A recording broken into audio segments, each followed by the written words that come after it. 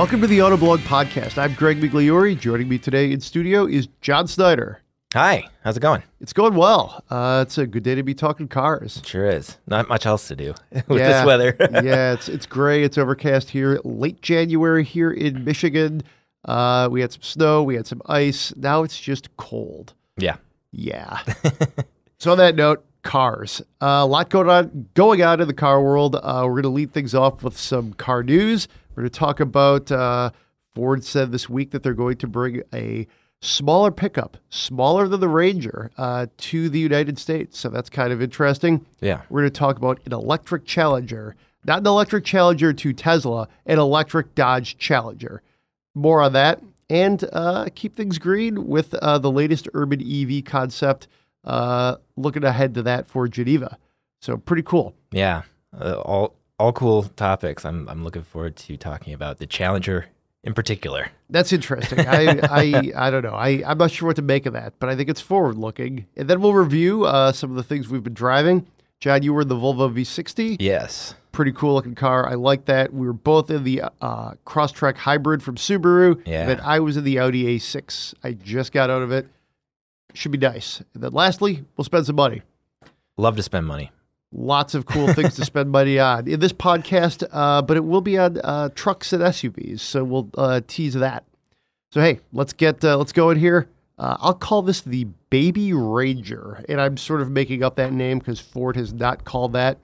But Jim Farley, who's president of Ford's global markets, a very powerful guy at Ford, did tell reporters this week that they are, quote, investing in more affordable versions of our truck business. And you can expect new nameplates below where we compete today.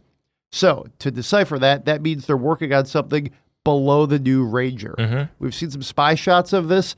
You really can't even tell that it's a truck. It looks kind of like a delivery van. Well, it looks kind of like a hearse. It does. Yeah, I was thinking that.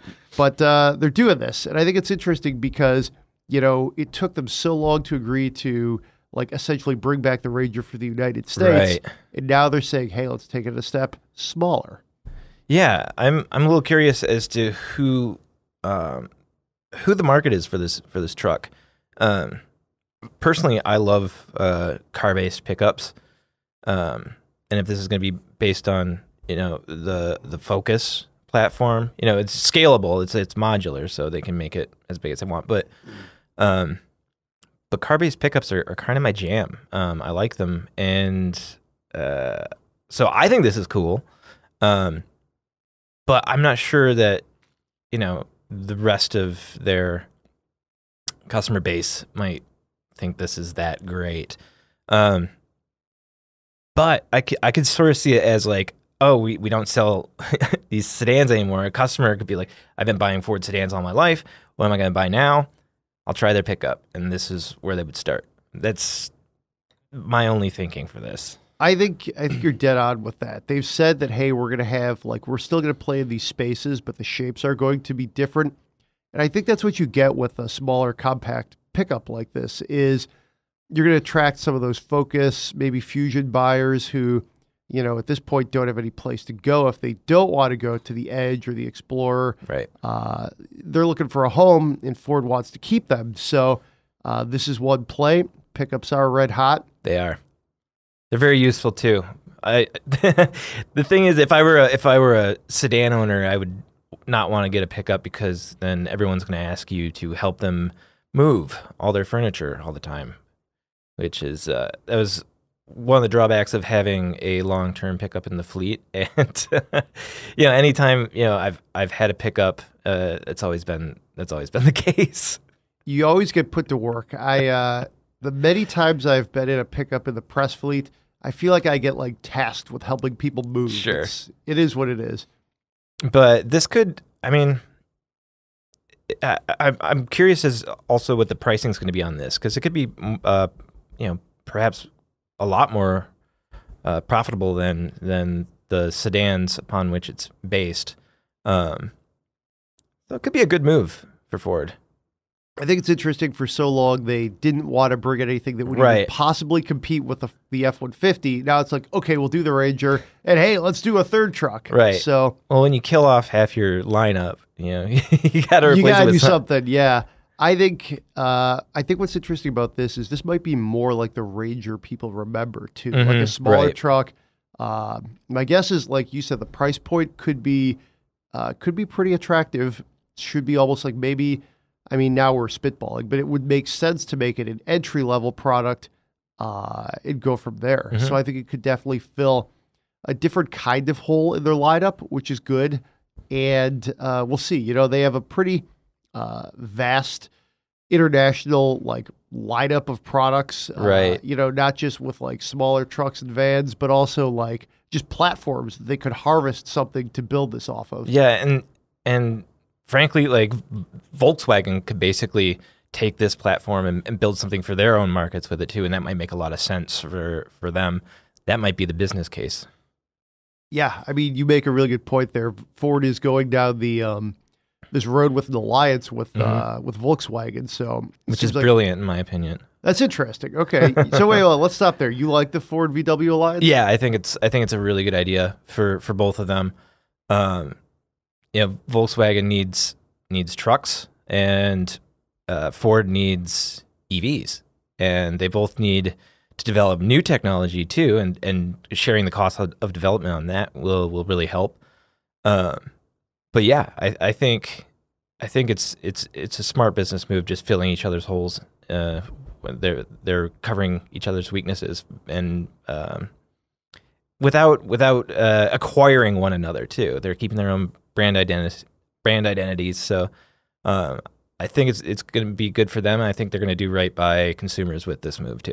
No, I agree. That's very well and concisely said. I could not say it better. So I'll just leave it there. I think it's a smart move for them. John lays it out very well. So yeah, we'll see. This is interesting that Ford has essentially said this. So we don't have really any other information. Totally, timing is vague. Beyond some spy shots we've seen, we don't have any idea how they might approach this. But we'll see. Yeah, should be interesting. All right, so let's move along to, I guess, something. There's really no good transition here. We're talking about the Dodge Challenger. So that's always wild. But we're getting word that the next version will have some form of electrification. Correct. This is also from another executive sort of saying, hey, this could be happening. A lot of Detroit executives speaking their mind and making news lately. Yeah. So that's great for us. Yes, it is. I love this news. Of course, I'm the green guy, but I'm also I love driving muscle cars. I love the Demon. I absolutely love the Hellcat. I've been able to drive both of those, and you know, after driving those, I just like had this guilt from all the fuel I burned. But I mean, you can set that aside. The cool thing about this is that you know, there's a performance case for electrification. It's not just about efficiency. And if these companies are going to, like Ford and Chevy, you know, if they're all going to switch over to electric eventually, the steps to get there are going to be, you know, hybrids, plug-in hybrids, and doing it with cars like the Challenger or the Mustang mean that they can sort of put their foot down and say, like, these cars are going to be cool. These cars are going to be fun. Electric cars are going to be the new muscle. And I think if you sort of sell an electrified version alongside, you know, still offer the full V8 supercharged, have them both. That way you're not pissing off your traditional customers, but you are opening this new door, laying the groundwork for the future of you know, what's to come across the vehicle lineup. And I think starting off on a performance footing is a really smart way to make electrification seem cool. I think that's really ambitious for Dodge to get down that electrification road, because right now I don't think they're really where they need to be. Right. I'd say they're not far off, because like the Pacifica Hybrid is great. It's a plug-in. Obviously, we have one in our long-term fleet, but they don't have like a couple other models that would just give them more of that reputation, I think, to really round things out, which is fine, though, because in some ways, like, that's not exactly where the market is. It just, they're not exactly sort of, for appearance's sake, looking like they're going down that road. Right. You do an electric Challenger, you're really all in. You're really definitely placing a bet there. I think it's cool because an electrified Challenger would have obviously great performance, but it would also be a brilliant halo car. You would attract some of the real EV fans who are like, well, wait a minute, I could get that? That's pretty cool. So I think it's a smart move for them. And I also think it's interesting for what it actually means to the Challenger, because this is an old car. And the person who's quoted in this article is Mike Manley. He's the head of FCA, so he knows what he's talking about. And he basically says, we can't keep using these bones. They're from like the early 2000s. Right. This is a really old car. So the Challenger itself has to evolve and change. Obviously, that means the platform. But if you're going to do all of that, you're going to reinvest in it. There was some question if they were going to keep the Challenger around. You're going to go like really dramatic, go really big, and make it an EV, which I think is, I think that's a smart move. Yeah, and they're probably sick of their cars getting beat at the drag strip by Teslas all the time, and this could be, you could certainly make an electric Challenger as fast as you want. That's kind of what Dodge does, is they make their cars as crazy as they want. It's sort of their brand identity. They're hardcore enthusiast cars. So yeah, they could really punch pretty high with an electric Challenger, I think. I'm curious what, to really go down the well of what this means for the Challenger is, do they change the design of it? Does it become like, what you've seen in recent years is companies will dust off nameplates and just use them for something that's just what they need to use it for. The question is, does the Challenger maybe become like sleeker, more futuristic? It doesn't look like, because right now you have a car that is basically a ripped off design from like 1970, which I love. Yeah. It's great. Do you do that going forward? Or do you say, wait, the Challenger is this like hot rod EV thing, and then maybe its looks and dimensions take on a totally different shape? Oh, I don't see that going over well. I really don't. I for one would be disappointed with that. I think one of the things, like it's a retro looking car, and that's part of, that's what it is. Yeah. that's part of its identity, a big part. I don't think they can, they can make it look different. I don't think they should change the sort of soul, the sort of feel, the retro feel of the car. You can do a lot of different things with the packaging with an electric powertrain. Open up the interior a bit, and there's going to be a lot of room for batteries, for put a lot of, you can put a huge electric motor in there. But yeah, I think if it's going to look different, it has to look different on the inside, and it's still gotta have that throwback feel on the outside. Yeah, I'm inclined to agree. I think that's almost more like a theoretical argument I'm making there. Like, well, if they're going to change all this stuff, they change the rest. And I think that's the smart way. It would just make people mad. At that point, don't call it the Challenger, I guess. Yes, for sure. Yeah, I think, maybe if you're going to dust off something crazy, call it, like, dust off the Barracuda. There you go. And then keep Challenger retro as far as styling. Mm-hmm. But I digress. I could actually see, too, like, maybe they get, so the powertrain's different, the chassis is about the same, the styling is maybe evolutionary, but still a Challenger, that throwback look. But say they get a ton of weight out. What if suddenly this thing goes from being like drag strip muscle car to like something that can legitimately take down the Mustang and the Camaro? Right. I think that would be really interesting. That'd be awesome. I'm looking forward to it, whatever they do. And I think this is a huge opportunity for Dodge. I think it's a huge opportunity for Ford with the Mustang, and with Oppenheimer going to electric division of GM. I hope we see some cool stuff with an electrified Camaro too. So, speaking of electrified cars, let's talk about the latest concept from Honda. We've seen a few of these urban EV concepts. Newest prototype will be a hatchback, a 3-door kind of thing, unveiled or set to be unveiled in Geneva. Yeah, well, actually, I think it's not sure.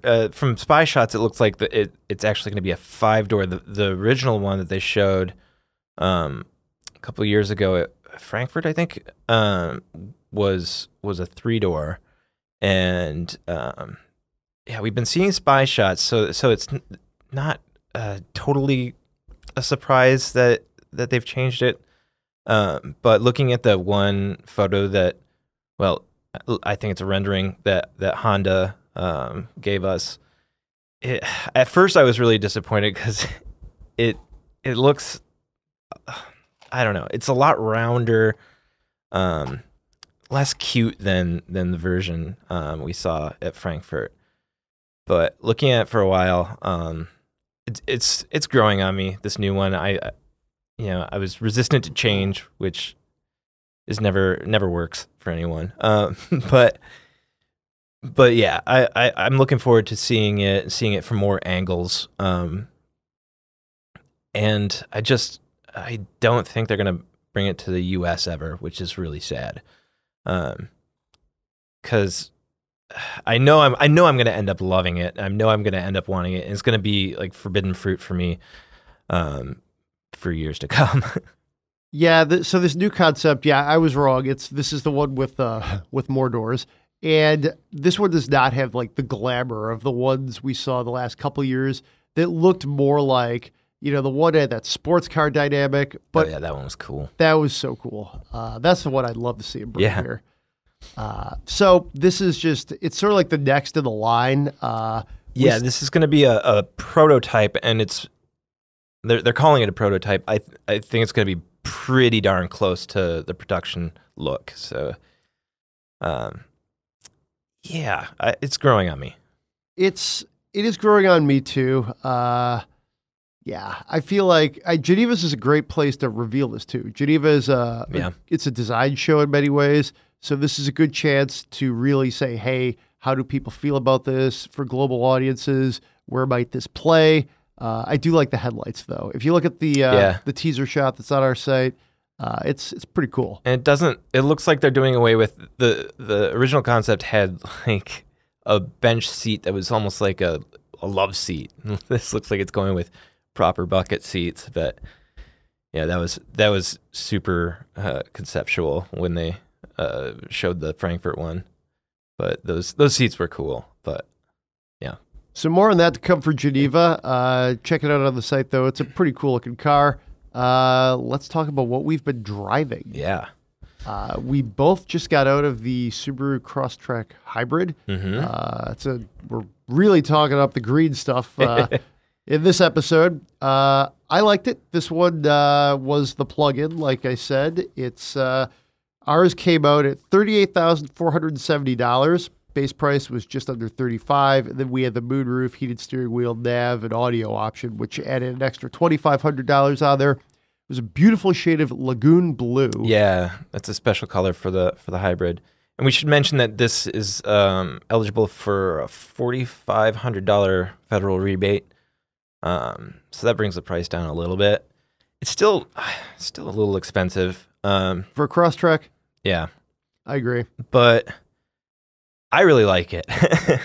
I drove this on the first drive in California and loved it. And then, I hadn't been in it for a while and was thinking about it, and some of that lust for it wore off a little bit, and I was maybe overthinking it. Like it was pretty slow. That rear cargo area is pretty small, and then we got it here in our office in Michigan, and I got in it and fell back in love with it. I could totally see myself owning this car. Super practical. It's actually, it feels pretty slow. It's kind of sluggish, frankly, but it is faster than the regular Crosstrek to 60 miles an hour by 1 second, I think, which is still like, pushing 10 seconds. Yeah, you could get your pizza a little like melty at that point, at least in the microwave. But yeah, I really, really like it. I like that interior. There's, for the most part, I really like that blue and sort of gray upholstery. I like the blue accents inside of it. I'm glad they didn't do something like orange like they did with the Forester Sport. It's just kind of, to me, it's tacky. This was really well executed all around. Yeah, I liked it. It looked good inside and out. Only thing I didn't like was there was some sort of, I call it carbon fiber. It wasn't carbon fiber, I don't think. Yeah, it was some fake carbon fiber trim. And it was just like these two little tiny pieces on the doors. To really nitpick, but it was like, what's going on there? Yeah. Yeah, it seemed completely out of place. The rest of the interior was really nice, though. It drives well. It feels super capable. I got it, and we were supposed to get snow, and I was really hoping I'd get to drive it in the snow, but then it stayed dry. But you got to drive it in the snow, didn't you? Yeah, yesterday was a bit of a snow day around these parts. It was snowy, icy, slushy. The streets in my sub were not really plowed. No problem. There's just good amount of ground clearance. Of course, it's symmetrical, all-wheel drive, so you're good there. No problem. I was purposely, trying to slide through some corners and, make sure I didn't, tail into like somebody shoveling snow. But it's a lot of fun. Very capable, confidence-inducing for sure. And I think, people are sort of saying, why didn't Subaru do the sort of part-time all-wheel drive thing like Toyota did with the Prius? And this Crosstrek is all-time all-wheel drive, and it's a little less efficient than maybe we'd want it. It gets 17 miles of range, electric range from its battery. It's the same battery that's in the Prius Prime, and the Prius Prime I think does like 25 miles. So you're suffering with it's a bigger car, but yeah, the all-time all-wheel drive, you lose a little bit of that efficiency. But I think for Subaru, you need to have, unless it's the BRZ, you need to have something that you're confident in that can at any time do all the all-wheel drive stuff it's supposed to be able to do. I think people want that, whether they actually need it or not. People expect that of Subaru, so I think I get where they're coming from with that. I like basically most things about this car. So the 17 miles is great. I wrote in my driver's notes that's fine. It's good for like most commutes, many commutes anyway. Would have liked to have seen that they got a little more of it like they did the Prius Prime as far as the battery. You get into that 22, 25 mile range. That's a really nice range. Yeah, that is. Anything under 20, you start to feel like it's a little more of like a tacked on sort of thing. Yeah. But that being said, I did get significant electric range out of this. And even though it's cold, it did appear to deliver as advertised. So that's good. Yeah, for sure. Yeah. I like I said, I could totally see myself owning it. Me too. That battery pack is, in the cargo area. So it's a little, that's raised up a few inches, so it kind of cuts in on that space. But I don't think I would mind. When I used it, I put some stuff in it, and it didn't really have a problem. You have to lift it higher, so if you're lifting something heavy repeatedly into the back of that car, it might get a little old. But for most people, I think it's going to have adequate room. Not very often do I completely fill up the rear cargo area behind the second seats of a crossover. I would say too, to go back to the price, with it was $4,500 credit, that gets this thing down to about 30, just under 34. Suddenly that becomes like a reasonable price, but that still seems high to me for a Crosstrek. A Crosstrek starts at like 21, 22. Prius Prime is like 27, 28. It's like, that seems like a little bit more money than what you should be quite paying for this. Yeah.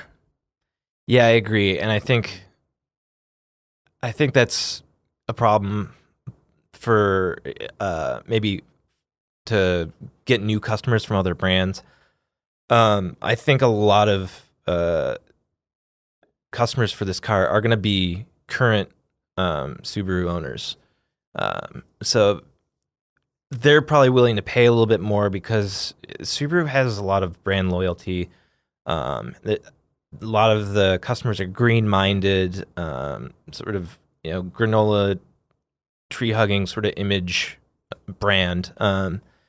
And we've been waiting for a Subaru that we can plug in for a really long time.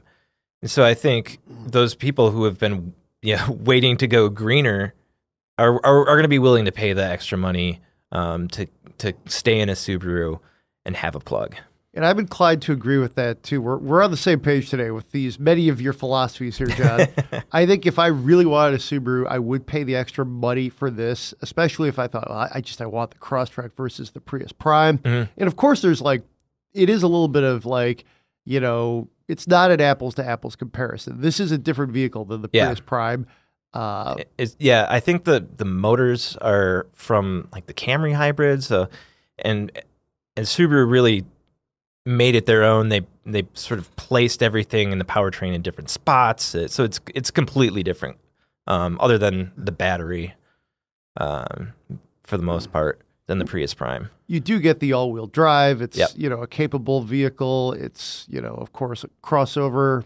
It is a crossover. This one's almost more like an elevated hatch wagon thing, but that's a cross-drive discussion. I mean it's definitely a compelling car. I think if I were in the market for this kind of car, I would really need to figure out how much do I want this and want the hybrid, and then look at my other options. Because if you just said, hey, Greg, here's the Crosstrek Hybrid, it's a plug-in, I'd be like, yeah, sign me up. This is what I want. Right. It's then when I get in a little bit into the weeds of the price and then what some of the competitors offer and their prices, that's where I start to experience some dissonance. I don't know, because when it does get down to your money, you're like, oh, geez, want to pay $4,000 to $7,000 more for, green tech that isn't quite as good as the Prius Prime. They're not direct competitors. I keep going back to that. But that's where I get hung up on this car is the price. But the drive experience, like I said, was really good. It's a fun car to drive. It's capable. The inside's pretty good. It looks solid too. I was looking up and down my neighborhood. There was Crosstrek plug-in in my driveway. My neighbor had a bright red Jeep Compass, which looked really good. And I just thought, man, this segment is just a really good place right now. Yeah. And you could put a tent on the roof officially. It's in the owner's manual now. It used to be sort of an unofficial thing because of load weights and whatever. But now you can officially put a tent on the roof, which, I mean, not a lot of people are going to do it, but it's kind of cool. That is cool. You know what else is cool is the V60 you drove very recently. It's a really good-looking wagon. I'm so glad it's back. I remember seeing the concepts from this this is probably 4 or 5 years ago at least. Now they're here. They've been on sale for a while. It's a gorgeous vehicle. Yeah, it is. I was looking at it. I stepped out of my front door and it's sitting there in my driveway, and I just in that sort of light gray silver color, almost white. It looks so good. The proportions are just right. If you like sort of dialed back, conservative, very subtle design, this is near perfect, in my opinion. This is Volvo doing Volvo at its best. It's very fetching. I love the way the sort of windows taper back, and I love the front end looks sporty, and the rear end, the roof line, all of it together looks really, really good. And it drives like it looks. It's very calm and smooth, and but also kind of sporty and fun. I really had a lot of fun with this car. I got into it right after getting out of the Crosstrek, and that snowstorm that I was waiting for happened over the weekend while I had this V60, and so I drove the snot out of it in the snow, and it was great. It was so much fun. So here's the big question. Sure. Volvo V60 or the Jaguar Sport Brake? The XF Sport Brake, excuse me. I've owned Volvos in the past. My wife, and I like them a lot. I just love the design.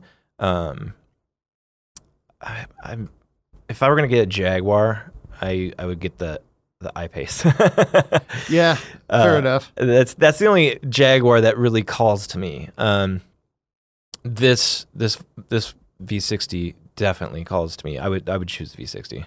I'd have to drive them back to back. I'll use that cop out. Sure. But remember, we actually had both these cars in our fleet last February, so around this time, everybody was just in love with both of those cars. Yeah. They were both so good looking. They were both, fun to drive, Yeah. fairly capable. I feel like we landed on people love the Jag more for some reason, but I could be wrong. But also, it's great that these two cars exist in this day and age. Yeah, there's every auto journalists always we're supposed to love wagons. That's the cliche. There's actually a class in auto journalism school. It's on wagons, manual transmissions, brown BMWs, and yeah, diesel too. But yeah, so I'm glad that these cars are here and that they're competitive and that they're so compelling. Yeah, I would totally own this. It was really, really fun in the snow. We got dumped on. We had 5 inches, 6 inches in Ann Arbor, and I put my kid in the back and we went out and did some errands, and this one's all-wheel drive. It's a T6 all-wheel drive. Had no problems in the snow. Other people are getting stuck in parking lots and stuff, and we had no problems with it, which is great. It was on all seasons too, and it was and then later I was when I was in the car alone, I was driving a little more enthusiastically, and you could sort of get the tail out a little bit and get a really satisfying power slide in the snow. And I had a lot of fun with this car. I would love to spend more time in it. Volvo, I think, is really nailing their interiors right now too. They really everything inside is just beautiful, well laid out, proportioned. Yeah, this had that city weave interior, which is fantastic. It's go online and look up city weave in the V60. It's a really cool interior. Oh, that is nice. Refreshing my memory on that. That's very cool. I actually, this sounds odd, but I like the Orifers crystal shifter in some of the cars. Do they have this? No. Yeah, maybe that's more like XC90 territory, but right. Yeah, no, I know what you're talking about. No, it didn't have that. It had that little twist ignition thing though that was sort of crystal, but not the shifter. Yeah. But yeah, really nice interior. Again, it's sort of this conservative design, nothing gaudy or flashy or overwrought about it. It's very subdued and minimalist, but done really well. It's very, very clean, and it's just the lines and everything's very satisfying to look at. It's very architectural. I'm pretty impressed with how Volvo has really.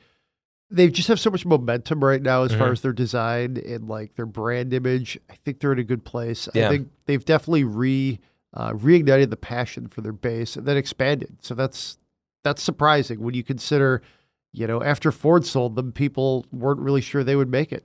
Yeah, yeah, so. And their design, their interior design, especially, sort of reminds me of Audi's in the way that it's,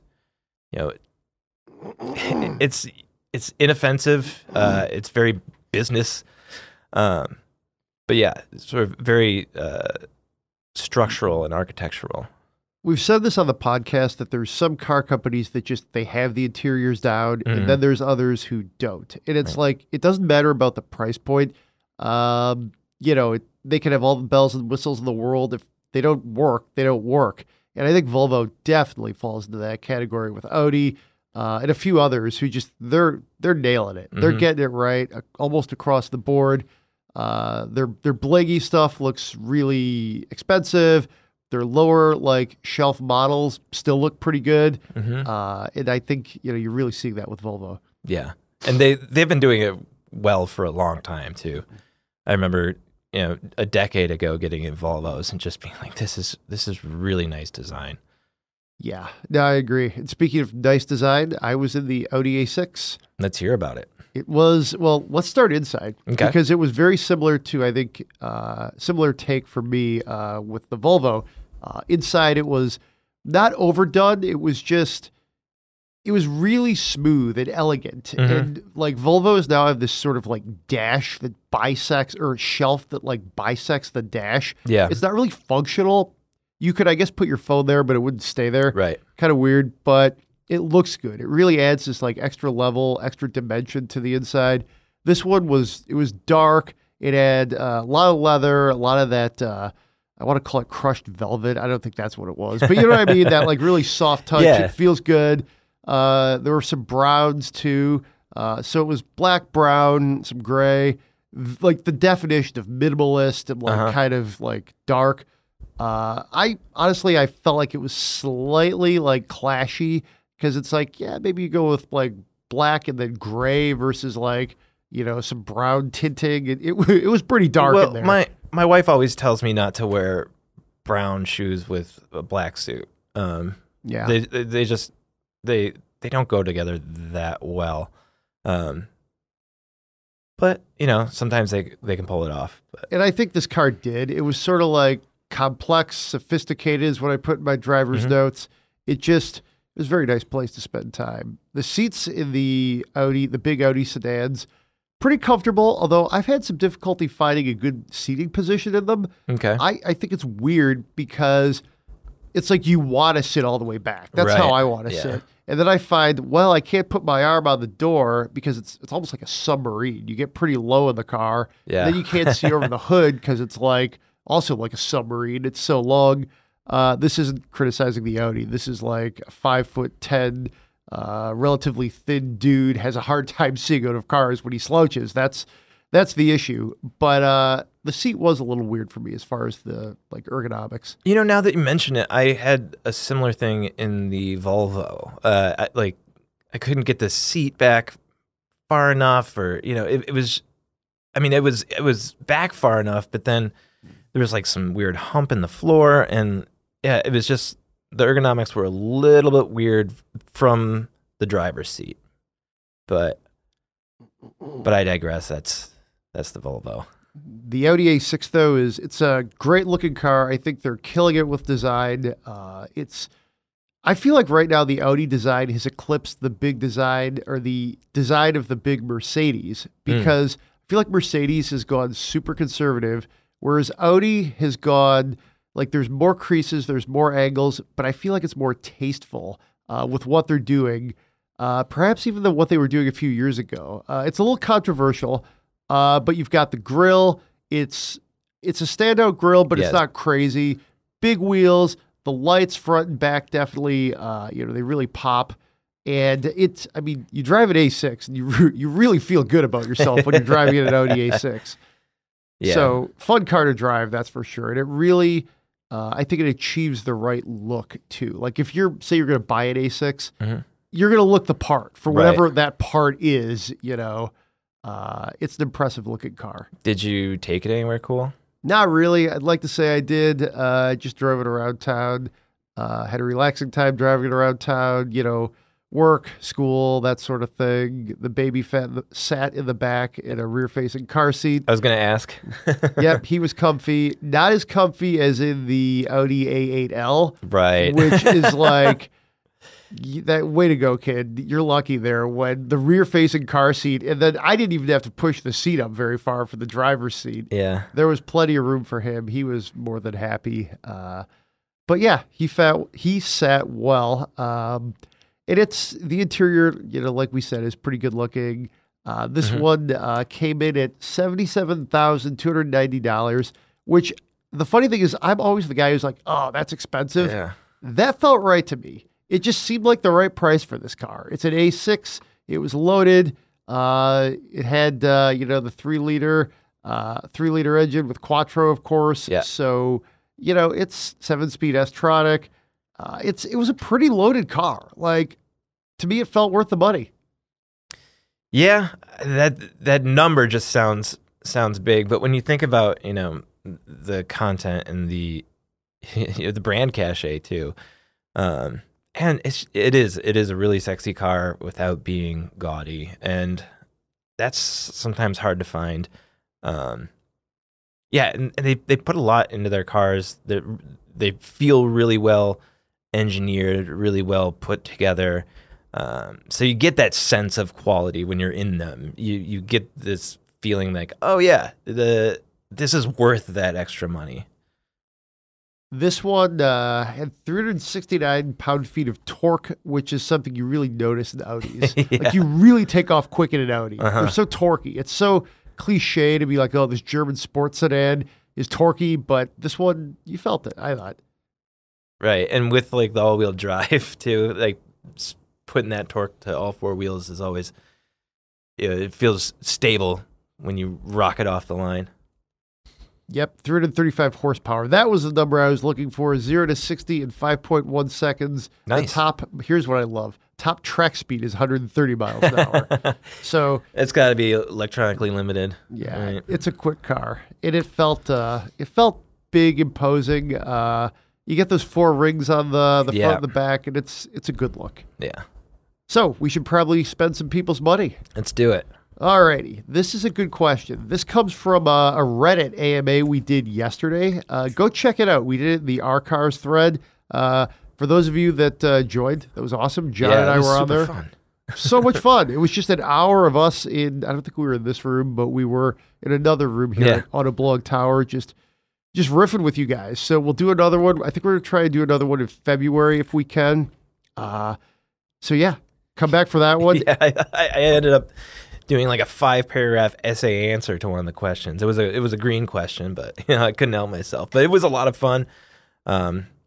Yeah, really cool questions. Everything was like really on topic too. People didn't ask the weird stuff that I thought or kind of hoped that they would, but it was fun. It is fun when you go down crazy rabbit holes. Anyways, This one comes from our Reddit AMA. So again, check it out on our cars. And question is, let's see. Hello, Autoblog. Been following forever, it seems. Well, thank you. Do you think those leaks of the Bronco are real, or is that the baby Bronco? Here's his question. I am getting into a new car this fall. Jeep Gladiator, custom Chevy Trail Boss, Tacoma TRD Pro, or my favorite, wait for the Bronco. So he ties his question together. Let's break this down. The leaks of the Bronco, the most recent one was, I believe, the baby Bronco. So we can clear that up. If you go to our site, we had that story. Bronco, baby Bronco. I think Bronco is the road you would probably want to go down based on, it sounds like these other items he's looking at. But Gladiator, Trail Boss, Taco, or wait for the Bronco? That's a good question. If it were me, I'd go with the Gladiator. I'm not a big truck fan, so the Gladiator to me doesn't feel super trucky. It feels like a Wrangler. I sat in one at the auto show, and you can do all the cool stuff that you can do with a Wrangler. You take the doors off, and I think that's awesome. So that's probably what I would choose. That's definitely what I would choose. I think it's a little bit of a like question too. I think for the user here is, do you want to wait for the Bronco? You're looking to get one this fall. Right. I think you got to go with one of the trucks. The Bronco, I think we've called it a 2020. I did read somewhere that it might be 2021 now. Yeah, I mean, you're going to wait a little bit longer for the Bronco. Yeah. Yeah, and who knows if you're even going to like the Bronco. You know, if you can drive the cars on your list and you like one of them, you know you like it. It would be such a bummer to wait for the Bronco and have it be disappointing. Maybe not like in general, but it's something that you don't like. You were waiting all this time and then you decide, oh, I like the Gladiator better anyway. I think the thing too is you kind of need to ask yourself, because I feel like it's Bronco versus the field here. If you're like, you love the old Bronco, you love what you've seen of the new Bronco, then you probably should wait for it. You know, do your research, find out exactly when it might, arrive, start pestering Ford. I don't know, get all the info you can, and then that's okay. If you're just like, well, that looks cool, but these other things are cool, I would roll with the Gladiator right now because that's going to be available this year. It's essentially a Wrangler, a very capable Wrangler too, in truck form.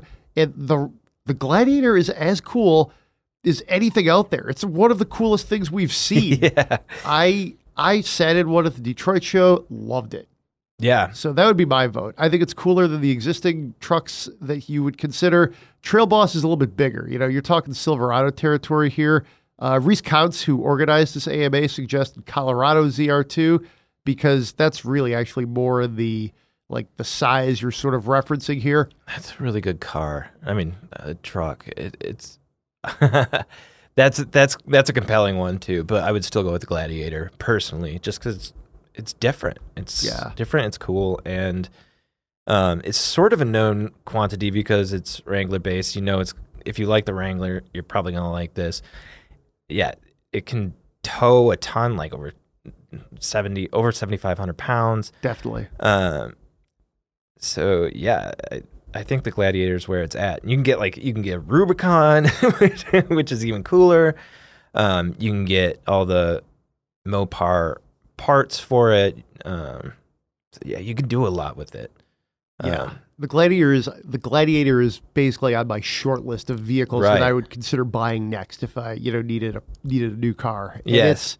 It's so impressive. And the two people discussing it at the moment are two people who happen to really like the Wrangler. For both of us, I think it's like high on our list of cars that we would love to own. So maybe listen to Reese a little bit, but Greg and I are right about this. Yeah, I mean, I don't know why you would, there's a couple answers here, but there's also the correct one. Right. So, there's that. So we'll just leave it there. This has been a fun show. If you enjoy the Autoblog podcasts, please rate us on Apple Podcasts or wherever you get your podcasts. We're also available on Spotify. Please send us your spend my monies. We love to spend your monies. It's a lot of fun. Or any other questions, frankly. Yeah, we'll talk about them on the podcast. We don't have to, bring dollars and cents into it. We can just, it doesn't have to be transactional. It's about cars. It doesn't have to be always about money. But we do love spending your money. That's probably the most fun part of this podcast. Indeed. Well, with that, be safe out there. Thanks for being with me, John. Always fun to do a show with you. Yeah, thanks for having me. All right. That was the Autoblog Podcast for this week. We'll see you next time.